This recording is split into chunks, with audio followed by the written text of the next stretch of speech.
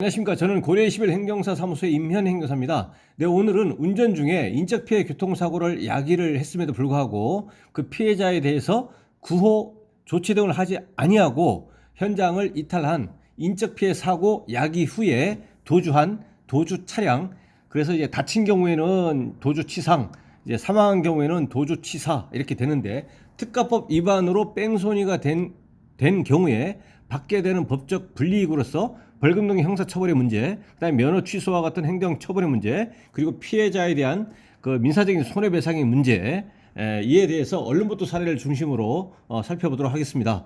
네, 오늘 영상의 내용이 도움이 되었다면 구독, 좋아요 부탁드리겠습니다. 네, 제목을 먼저 보시면 오토바이 치고 뺑소니 김흥국 1심에서 벌금 700만 원이라고 되어 있습니다. 그 내용을 계속 보시겠습니다. 운전 중에 오토바이를 친 뒤 현장 수습 없이 달아난 혐의로 재판에 넘겨진 가수 김흥국 씨가 1심에서 벌금형을 선고받았다. 1일 법조계에 따르면 서울 서부지법 형사 11단독 최효심 판사는 지난 4일 특정범죄 가중처벌 등에 관한 법률상 도주치상, 사람이 다쳤고, 그 다음에 도로교통법 위반, 사고 미조치, 사고가 교통사고를 야기 후에 그 피해자, 부상자에 대해서 구호조치 등을 하지 아니하고 현장을 이탈한 겁니다. 먼저 여기에서 쟁점을 먼저 말씀드리면, 특가법상의 도주치상은 가해자에게 과실이 있는 상태에서 교통사고를 야기하고, 그 다음에 여기서는 이제 과실이 있는 상태죠. 이까지는 과실범이고, 그 다음에 고의로서 인식을 하고 이제 현장을 이탈한 겁니다. 구호조치 등을 하지 아니하고. 그래서 과실범과 고의범이 결합되어 있는 것이 특가법상의 이제 대인뺑소니가 되는 것이고, 인적피해 부상이 발생한 경우는 이제 도주치상이 되는 겁니다. 여기서 특가법 위반 여기 되는 것이고, 도로교통법상에서 사고 미조치는 대법원 판례 태도는 이제 교통사고를 야기를 이제 했을 때 만이 아니라, 교통사고의 야기를 본인이 한 것이 아니고, 비록 본인이 피해자라고 하더라도, 그러니까 이 도로교통법 위반에서의 사고 미조치는 본인에게 과실이 있는지 없는지와 관계없이 사고가 야기되게 되면, 그래서 비록 자기가 교통사고는 피해자인데 다쳤더라도 상관없이 상대방에 대해서, 상대방이 가해 차량 운전자가 다쳤다라고 한다면, 부상을 입었다라고 한다면, 비록 본인이 피해자라고 하더라도 가해 차량 운전자의 그 부상자에 대해서 구호 조치를 해야 되는 것이고, 그렇지 아니한 경우는 도로교통법 위반 사고 미조치로 처벌받을 수가 있습니다. 그래서 특가법상의 도주치상과 도로교통법상의 사고 미조치는 조금 다른 거죠. 그래서 이제 이 가수 김흥국 씨에 대해서는 어쨌든 특가법 위반으로 도주치상과 도로교통법 위반 사고 미조치, 이 혐의가 전부 다 인정이 되어서 재판에 넘겨졌고 벌금 700만 원이 선고가 됐습니다.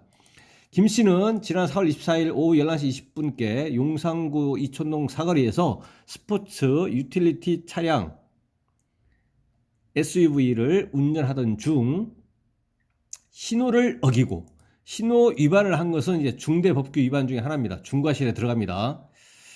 그 다음에 불법 좌회전을 하며, 신호를 어기고 불법 좌회전, 신호 위반을 하면서 오토바이를 들이받은 뒤 도주한 혐의를 받는다. 물론 이제 그 오토바이 피해자에 대해서 구조조치를 하지 않고 이제 사고 현장을 이제 이탈한 거죠. 혐의를 받는다. 이 사고로 오토바이 운전자는 오른쪽 다리에 전치 3주, 인적피해 3주입니다. 3주의 타박상과 열상 등 상해를 입었다. 재판부는 신호를 위반한 과실로 교통사고를 일으켜 과실이 김흥국 씨에게 있고, 그래서 교통사고를 야기했고, 상대 오토바이를 재물 손괴가 됐고, 운전자에 대해서 다치게 인적피해를 야기가 됐음에도 불구하고 아무런 조치 없이 도주에 죄질이 좋지 않다. 여기서 특가법 위반이 되면서 동시에 이제 그 도로교통법에서 사고 미조치가 되는 거죠. 범행을 인정하며 발생하고 있다. 피해자에게 발생한 인적 물적 피해 정도가 중한 것으로 보이진 않는다. 3주에 대해서 아주 중상이라고는 보지 않는다. 양형 이유를 밝혔습니다. 근데 이 양형 이유 중에서 피해자와 합의를 했는지 여부는 여기는 보이진 않습니다. 구체적으로 보이진 않습니다. 피해자와의 합의가 가장 중요한 겁니다.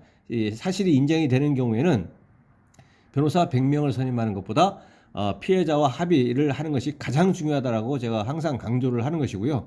왜냐하면 그 본인의 그런 위법 불법 행위가 없었더라면 그런 피해자가 발생하지 않았을 것이고, 그런 일이 없었더라면 그 평온 상태가 계속 유지됐을 건데, 그런 위법 불법 행위로 인해서 그 평온이 깨졌다라고 하는 그 부분에 대해서는 이제 원래 상태로 회복을 해줘야 되거든요. 근데 물리적으로 원래 상태로 회복이 안 되니까 금전을 매개로 해가지고 이제 그 가피해자 간에 합의를 하는 것이 현실적으로 가장 바람직하다는 얘기죠. 그렇게 되면 또 피해자가 가해자에 대해서, 물론 이제 형벌은 국가 형벌권의 행사이기 때문에 국가에서 처벌하고 이렇게 하는 거지만, 피해자의 의견으로서 처벌을 원하지 않는다, 피해 불원서 등 이런 관련 서류를 제출하면 이런 것도 참작이 되기 때문에 피해자와의 합의가 가장 중요하다라는 거죠. 앞서 서울지검은 김 씨를 정식재판에 회부하지 않고 서면 심리로 약식 명령을 청구하는 약식 기소했으나 법원은 김 씨를 정식재판에 회부했다. 이것은 이제 절차사항에 관한 건데, 전에 영상에서 말씀드렸지만 처음에 검찰에서 벌금형 700만 원에 처해달라고 약식 명령을 청구했습니다. 구약식을 했습니다. 약식 기소를 했습니다. 그러면 이제 서류로만 이제 판단해가지고 법원에서 다른 특별한 사정이 없는 이상 이제 벌금형 그대로 약식 명령 거의 그대로 나옵니다. 물론 올라가기도 하고 뭐 내려갈 수도 있겠지만 뭐 거의 그대로 나온다는 얘기죠. 예, 그 약식 명령 나오면, 약식 명령이 일단은 얼마다라고 나오면 700만 원이 나왔다라고 하면, 그때는 검사이든 뭐 형사 피고인이든 둘 다 양측에서 이제 불복을 해서 정식재판으로 갈 수는 있습니다. 예, 그때 비로소 정식재판 1심이 이렇게 되는데, 여기에서는 이제 검찰에서 약식 명령 청구를 했다고 해도 법원 판사는 검사의 그런 그 절차상이든 뭐 그런 이제 검사의 어떤 의견이든 뭐 구형 자체가 다 의견이니까 이런 거에 영향을 받지 않습니다. 법원 판사는. 법관은 이제 담당 이 판사가 독자적으로 판단해서 이렇게 하는 건데, 검찰에서 비록 약식 명령에 처해달라, 서면으로만 검토해서 벌금형에 처해달라 그러면은 이제 일반적으로 아까 말씀드린 것처럼 벌금 700만 원에 처해달라고 약식 명령 청구했기 때문에 약식 명령으로 700만 원 선고하면 이제 일반적으로 끝나겠지만, 이 사건에서는 법원 판사가 검사가 비록 약식 명령을 청구했다고 하더라도 법원에서 공판하자라고 해서 법원에 출석해서 김웅우 씨도 출석했고 검사도 나오고 판사도 나와가지고 재판이 열렸다는 얘기입니다. 재판이 열려서 이제 공판 절차를 거쳐서 정식재판에서 벌금 700만 원이 이제 선고가 받았다는 거죠. 1심에서. 물론 이제 결과적으로는 이제 거의 똑같은 거죠. 결과적으로는.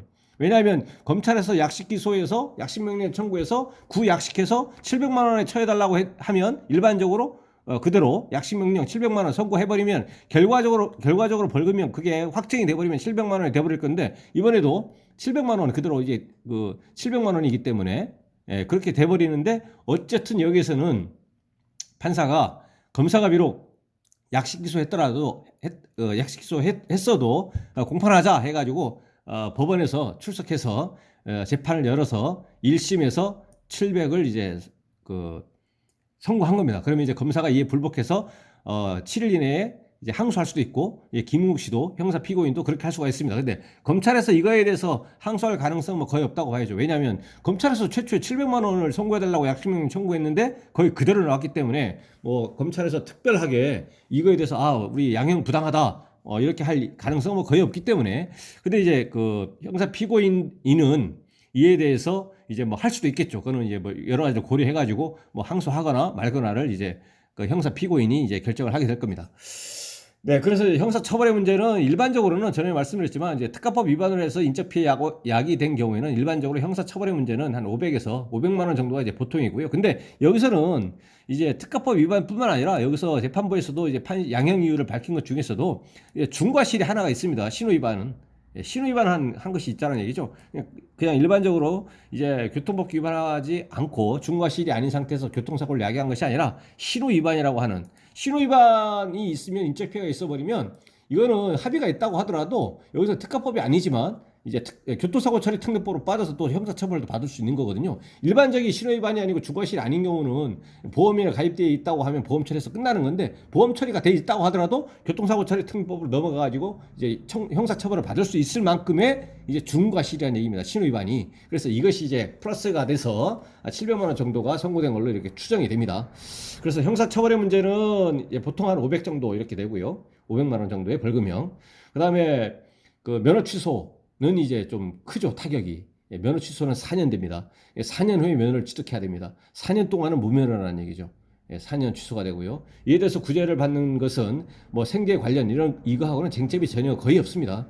그렇기 때문에 구제받을 가능성은 뭐 희박하다라고 보이고요. 그다음에 민사적인 그 손해배상 할 의무는 있는 겁니다. 민사적인 손해배상은 여기서 민사적으로 보험으로 처리했던 본인이 직접 배상해서 합의를 했던 안 나와 있지만 여기서 만약에 합의가 설사 안 돼 있는 상태에서 그것까지도 고려해서 이게 선고가 됐다고 하더라도 민사적인 손해배상 책임 의무가 없어지는 건 아니거든요. 그러면 어떤 합의가 안 되면 민사적인 손해배상이 안 되면 적어도 물론 이제 그와 더불어서 형사합의까지 하면 더 좋겠지만 그게 안 되면 결국 피해자 입장에서는 이제 민사소송을 통해서 그 손해배상을 받을 수밖에 없는 겁니다. 네, 그래서 오늘은 특가법 위반, 뺑소니 관련한 내용을 언론보도 사례를 중심으로 살펴봤습니다. 네, 오늘 영상의 내용에 대해서 질문 있으시면 댓글 남겨주시면 대댓글이나 별도의 영상으로 답변 드리겠습니다. 네, 오늘 영상의 내용이 도움이 되었다면 구독, 좋아요 부탁드리겠습니다. 네, 감사합니다.